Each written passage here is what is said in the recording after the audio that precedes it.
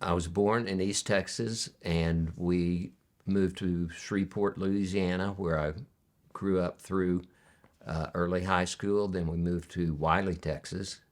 After graduation from high school, I went to Baylor University for a summer session. Being from Shreveport, I had my room and everything at LSU. I was going to LSU, wanted to go to LSU all my life, and my parents, being good Baptists, said, if you'll go down to Baylor for the summer, if you don't like it, you can go to LSU. And I liked it, so I went there for law school as well as undergrad. I took a combined program of business. It was the business law courses, and immediately went to law school after that, and came to Dallas and interviewed and got a position with a law firm in Dallas, and it went through iterations over my now 52 years of law practice. I was born in Martinez, California. My dad worked for Shell Chemical, so that was his first job where he was, and in California. So then 2 years later, he was transferred to New Jersey. So he lived in Morristown, New Jersey. Well, talk about history. Yeah, there's a little bit there. And my mother fell in love with that. She grew up in East Texas. We have both similarly have ancestry in East Texas. So then, after living in Morristown for a couple of years, my brother was born there, and then my dad was transferred again to St. Louis, and that's where we put down roots. Well, ended up at Baylor, and I went to camp in Michigan and met a counselor, and I didn't know where I wanted to go to school. She said, "You need to go to Baylor." I said, "Well, I'll check it out," and I did, and decided it would be fine for me. Okay. And I was familiar with Texas, so it wasn't like it was a foreign area for me to be in. And it worked out great. I got a degree in elementary education, and I like to say I kind of helped him get through law school. For sure. We lived on peanuts.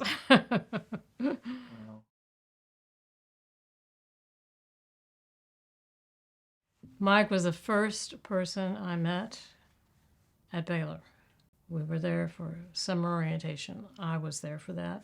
He was in summer school. So I won't go into much detail, but we met like the first day I was there. And but he was going to LSU, right? So when he wrote me a letter, I'm like, I'm not going to answer this. So we reconnected when we got back to school in the fall. And the rest is history, I guess.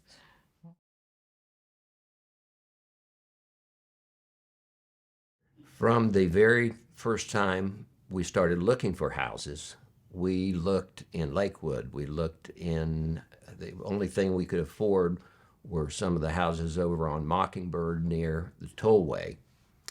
And we basically just got what we could afford in Garland for a starter house. And then 4 years after that, we moved to Lake Highlands. We were satisfied with the Lake Highlands grade school. It was fantastic. There were some questions about the particular middle school that we would go to, so we were very impressed always with the Park Cities. We had lots of friends here, and we looked into Lakewood again and weren't really that satisfied with the private schools and the whole situation with private schools. So we looked at a lot of houses, and finally I knew that Bunny had admired a particular house in St. Louis. This had nothing to do with this house. And it was owned by friends of ours, or acquaintances at least, from Baylor. And we bought their house. And at that time, mortgage interest rates were, I think, 18%. So he was kind enough to finance it for us for 2 or 3 years at the bargain rate that he had already, which was 11% mortgage interest rate. And so we bought it. It was at 3319 Bryn Mawr. Bunny can describe the architecture and other aspects of it better than I can, but it was perfect for our family, and there was an addition on the back that was a big family room, and the rest of the house was a 1938 nice house. But when Amy was probably 6 years old, Our daughter was 2 when we moved there, and she said, "I don't like this house. I don't like the cracks in the wall." And our son, who was 8, I guess, he said, "Wow, I like that skylight in the back room. I think that's cool." And he had his own bedroom and everything downstairs, so he was a happy camper.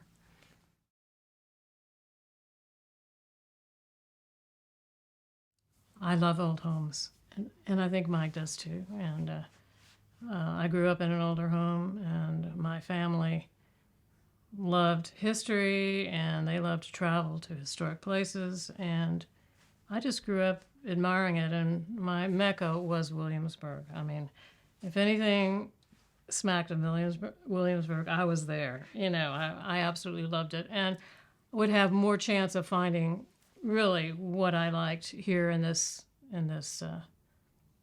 area of University Park, Highland Park, Park Cities.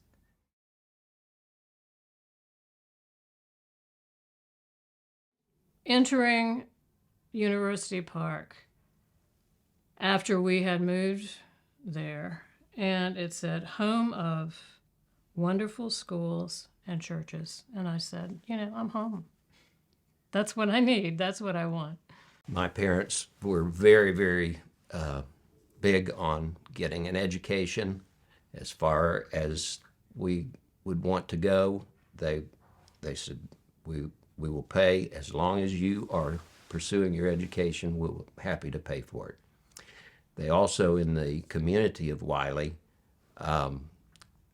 created the Wiley Education Foundation along with several other folks, and they have the Tibbals Tree of Honor and Knowledge that people buy gold leaves on a wall there at the administrative building, and they have an elementary school named for them in the Wiley ISD. It's in Murphy, Texas, but it's in the Wiley Independent School District. So, and my siblings all took them up on that. I have a brother who's a PhD, and the others are all well educated with degrees, and we were brought up to highly value education. I think education is the starting point. People almost universally, when they drive through the park cities, they like it. And a lot of times they don't know why they like it.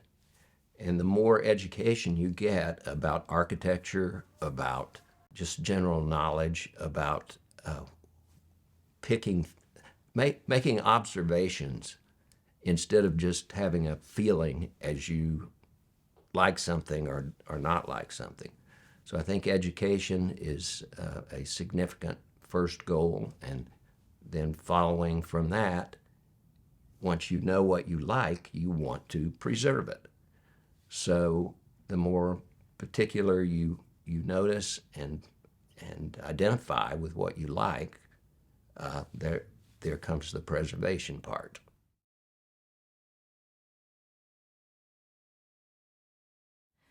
Well, we were actually trying to do a little research on that. We couldn't remember exactly when we joined, but we did. We had joined, but we were not active at the point when we bought this house. But it became all the more important to us as we just seemed to just become more and more involved, and enjoyed the group, enjoyed being with the people, similar interest, and we felt like we were working toward a great goal here, and all pretty much like-minded people who wanted to keep the wonderful things that we have here.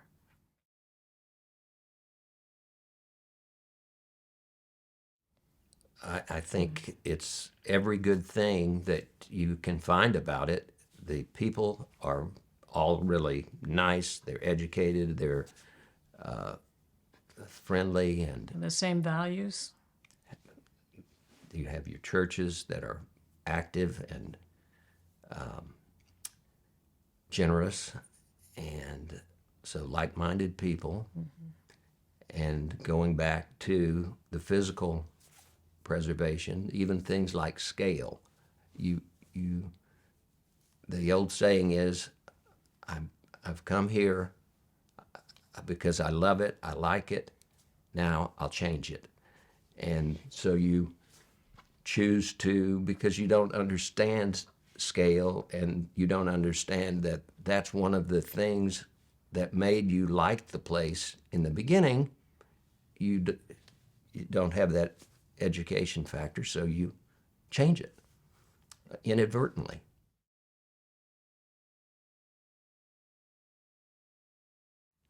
Well, I'll just say a couple of things, but one thing, it was just really a very time-consuming thing for us. It took us years, really, to find the home that we wanted. I guess it's partly us because we were kind of picky about everything, and but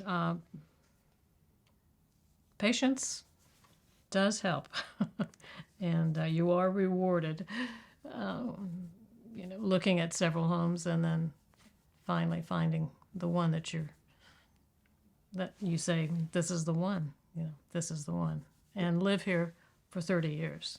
With our thinking, I think we always had an open mind about if we had to put a little bit of sweat equity into it, or to make it more to our liking. If we saw the possibilities, we would look at a house, and we could tell right away, was it something we could conceivably do, or would we have to do so much that it would totally change the house? So that's one reason why it took so long. First, I will say what we were talking about before was our house on Bryn Mawr. Now, the way that we found this house, we lived on Bryn Mawr for 10 years, or 11 Not or quite. 12. Well, whatever. 10? Okay. Yeah, Around that 71 time, to 92. And, excuse me, not it was 81 until 92. That house had been renovated in some ways that were that we didn't like from the beginning, but it had other features that were really nice. And really, we both, I think, started talking about one of these days we'll have some grandkids, and the house wouldn't really accommodate our vision of what would be good for the longer run, and it needed a lot of work. And I had been going to some meetings on some law organization meetings over on Swiss Avenue. So I would go into these homes, and they were spacious. Now, in today's world, with the new homes they're building, this is not particularly tall ceilings and spacious. But back in early 90s, your new homes were not built like that. And then I would go home over on Bryn Mawr, and it just felt cramped and crowded. And so I began looking for something that was somewhat like some of those houses. And you ask specifically what we have always looked for. We like a neighborhood with a lot of trees, on a block with scale in terms of feeling of spaciousness. We obviously care what school district it is in, and even what particular school in a school district our target was in. We definitely wanted an older home, and we both looked at a lot of homes, but I was out and about a little bit more, so I'd take the long way home and cruise a neighborhood and see what was on the market. And of course, in those days too, this is pre-internet, so you couldn't just go online and search everything that we can today. So I found a lot of misses that I thought would be a good match for Bunny, and it didn't take her much more than a drive-by sometimes to let me know that I Yay or nay? Huh? had missed the mark. Yeah. But we looked at some other houses too. And of course, price was an issue. Yeah. We have always, we kept the house in Garland, we kept the house in Lake Highlands, and used them for rental properties, and we kept Bryn Mawr actually until the ice storm of 2021 unfortunately made it unrepairable. It was a terrible pipes burst and just ruined it. So. Well, the wonderful thing about this house is it just had great bones. You know, you kind of know when a house has the features that you want. I mean, you can always change the wallpaper and the carpeting and do lots of decorative things to it. But if it has good bones, that's the most important thing, and that's the way we felt about this house. And I know Mike took me on a little drive, and here we were suddenly in front of this beautiful home, and I said, "You think we can afford this?" I don't know. and so I got really kind of overly excited about it because, gosh, you know, is she going to sell? You know, is it going to work? And so we were on pins and needles for a while, but it didn't take too long, I guess, before No. she accepted our offer, and she was lovely. And we got along great, I think. Yeah. But she was the kind who would speak her mind and let us know exactly how she felt, and I'm sure we pretty much felt comfortable doing the same thing. But she knew we loved it. She could just tell we loved the home, and truth be known, you really kind of wanted to do something to this room. Yeah. And but you concealed that pretty well, I think. But because she went into great detail about this room and what she did to accomplish this, and I mean, going to France and getting all this stuff imported was a pretty big deal.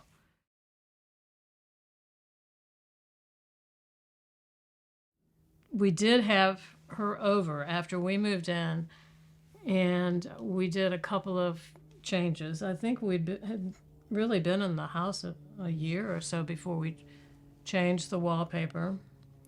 But we did do the kitchen right away because I said, pink appliances, pink is not going to work for me in this kitchen. We've got to do something to change that. So Mike agreed that we would do the kitchen before we moved in. So that was a done deal. But so after we had done these things, like I said, we invited her over, and you would have to see the photographs that we kept of the house to appreciate. What I'm going to say is that she loved the color green. I mean, green was everywhere on the wallpaper and the drapes, and of course the only thing that wasn't was the kitchen, which was pink. So we knew we were going to have to do something about the colors, but that was not, the worst of the situation. That was an easy remedy. Well, the first renovations that we did, or the primary was the kitchen, of course, but at the same time we did the upstairs bathrooms. And in today's world, when people talk about renovation, what we did was very, very minor. And that was a very important thing to Ruth, the seller. And we had long conversations about that, and she was very pleased that we did not intend to make major renovations. Right. The second renovation that we have done was the back house and the garage, and what is now the pool house and a separate garage. And the garage was uninhabitable from the moment that we moved in. It was built in 1919. The floor was buckled. There was a huge grate there for the drainage system, and that was a high priority in 1993 and 4 for me and both of us. Well, we didn't do it until 2018. And the primary reason was each time we looked into it, we would learn something new and different. The biggest of which was that 100% of the power that goes into the house was coming through the garage. It then went underground and into the basement.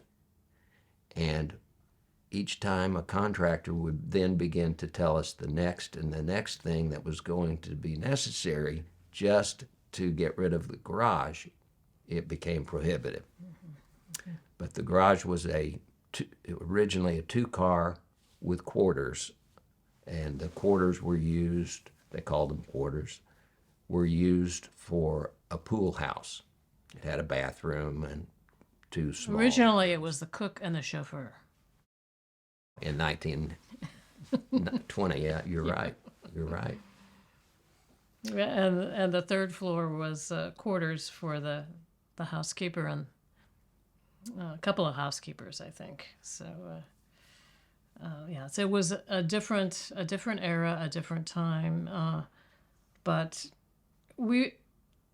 I probably reveled in it more than he did. I just felt like we lived in a piece of history, and I just, would go up to that third floor and look at those rooms and just say, golly, the cook lived here, and what went on, and did they ever have a family, or you just kind of wonder about these things, and it was lots of fun for me to to think about what went on in this home, and kind of live through my imagination of sorts, just.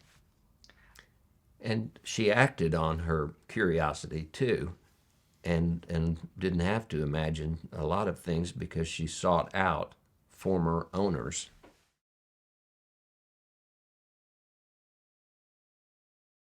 after we bought the house, I asked Ruth Somerville, the lady we bought the house from, I said, where can I get some good information about the house? What would you recommend? And she said, well, why don't you call Peggy Thompson? She was the granddaughter of the woman who lived here. And so I called Peggy, cold called Peggy, and told her who I was, that we had bought her grandmother's house, and we really would like some information about it. And she said, well, just call my mother. I'll give you her number, and she's in a retirement home right now. So I gave her a call, and she was just so interesting to talk to. I was flabbergasted that she was, really able to tell me all these little stories about she was one of 3 daughters who grew up in this house, and they were all married in the house. And that her sisters had been a debutante, and they had gone to a lot of trouble to add a separate closet with mirrored doors and everything just for her gowns and things. And and she said, oh, well, my dad really wanted to build a brick home, but we couldn't afford it, so we had to construct it of hollow tile. So she went into a great amount of detail about it, and it just, it made it even come alive a little bit more, So imagine the people who lived here and the lives they led.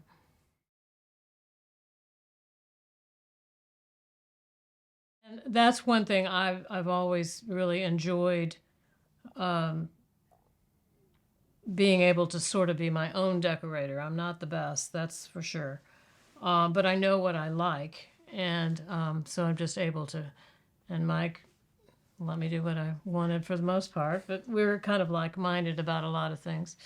And so when it came to the kitchen, I just got to work on it, and we just hired people to measure for the cabinets. Basically I said, this is the kind I want. I want to do whatever kind of matches or is of the period. And similarly, we did the same thing with the pool house. We added in some cabinets that mimicked the ones in the butler's pantry. And so, that has been, the whole process really has been fun and exciting. And I'm ready to do some more. How about you?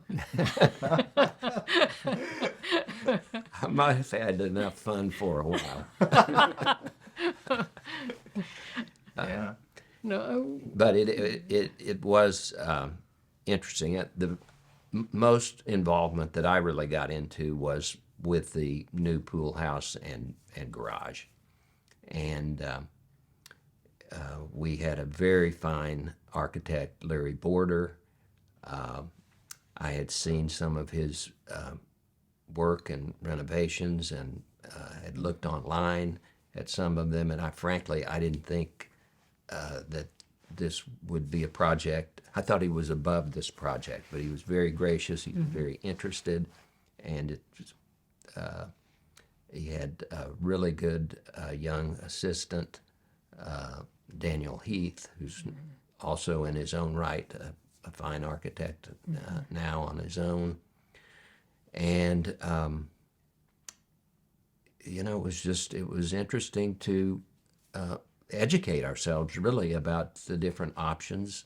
Our son-in-law Evan Beal and our daughter Amy definitely helped us a lot. It was their idea that we would separate the two. Our initial plan was to simply replicate what was there, pool house, garage combination. And there's fun, there's work, there's compromise.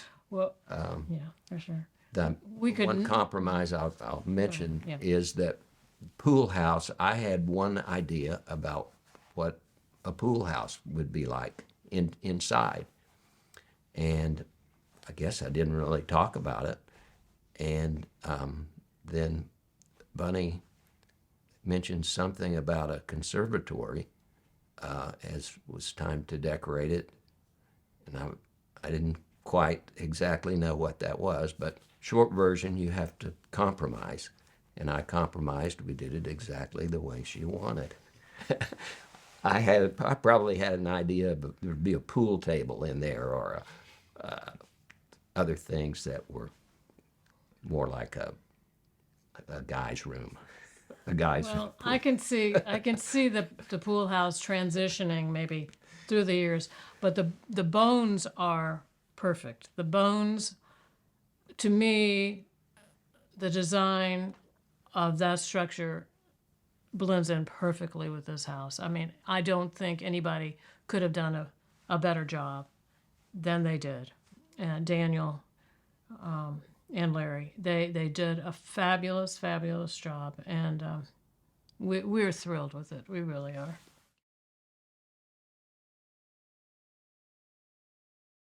And I credit Mike. I think he must have done some research, and we looked around to see some of the renos that Larry had done. So he really and there are some other great architects as well that work beautifully with our design. We had looked at a similar house it wasn't Gillen, but it was across the street from the Highland Park Town Hall. Mm-hmm. And we met an architect there who offered to renovate that house for us. I don't know about renovation, but to help us with updating or whatever we might choose to do. And we probably would have bought that house other than the fact that its proximity to the fire trucks and the police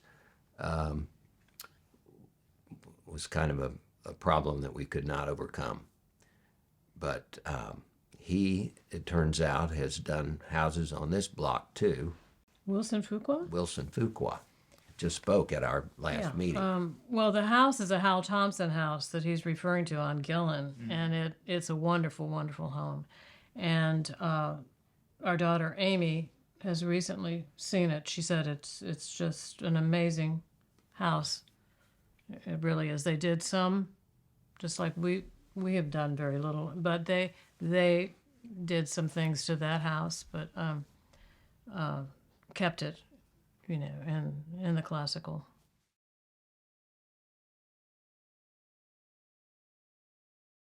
It's just coincidental that we see that the plans, when we see the original plans, blueprints and everything for this house, it was to be built in St. Louis. And that, we said, what? St. Louis. So as a matter of fact, we went back to St. Louis to see exactly where that home was to be built and what was there, And it is a wonderful gated community in St. Louis, and I was somewhat familiar with it, but it was kind of fun to go back and see that the architect was a St. Louis architect and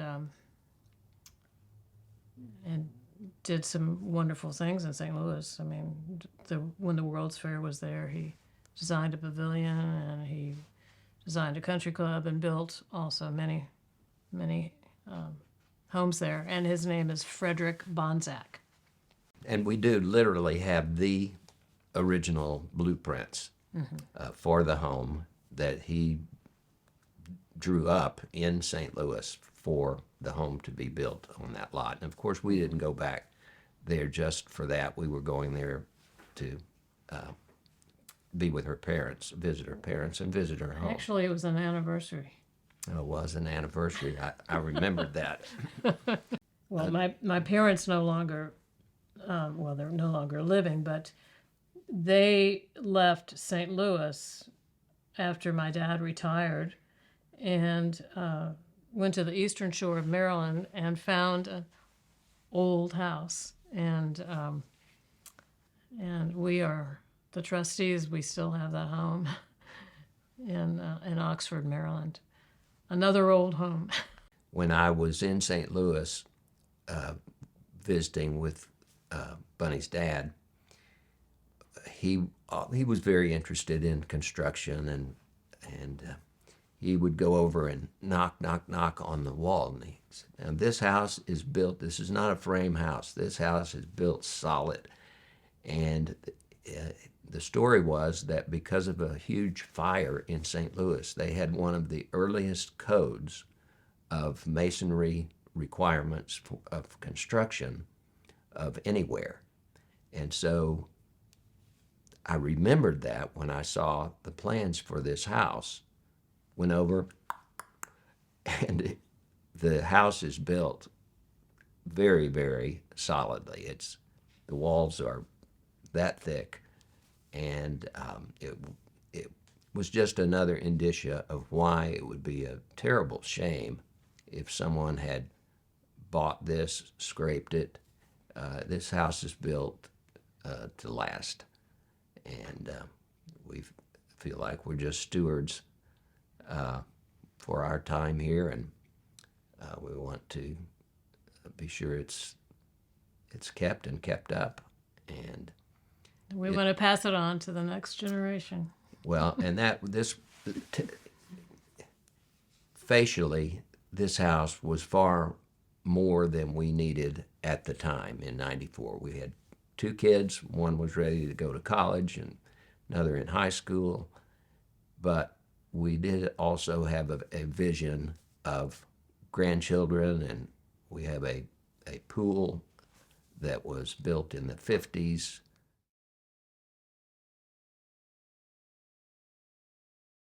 Our more deeply involvement in was P-CHIPS at the time, but Park Cities Preservation arose because they asked us if we would consider having a plaque marked, having the house marked. And they were extremely helpful in our learning more about the architect, the architecture, the history of the house. They pointed out resources at that time that were not obvious and easy to get to, like, again, today with the internet. I could hop online and search and view from my easy chair the deed records going all the way back to when they bought this house.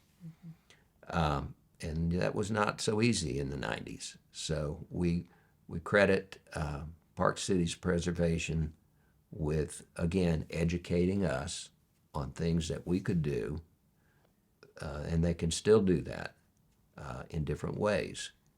And it's an organization that we value, and we think the Park Cities and everyone who lives here and enjoys it would be far worse off and have far less to enjoy were it not for Park Cities Preservation.